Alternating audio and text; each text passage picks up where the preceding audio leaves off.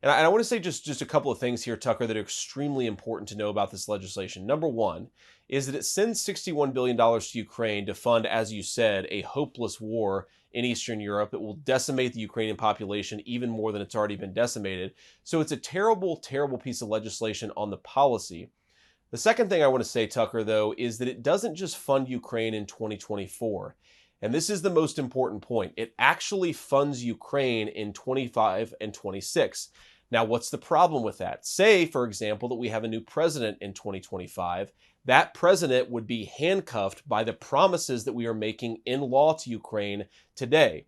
If you go back to 2019, Tucker, to try to give you a sense of why this matters.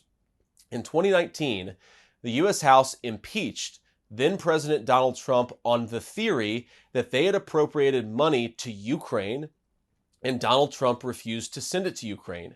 So if Trump is elected president again and become president on January of 2025, he will conduct diplomacy. And if that diplomacy does not include sending additional billions to Ukraine, there is a theoretical argument, a predicate, if you will, for impeaching Donald Trump because they have tried to tie his hands. And the final point I'll make on this, Tucker, is that the Washington Post has already said, based on leaks from inside the intel community, the purpose of this legislation is to tie a future President Trump's hands.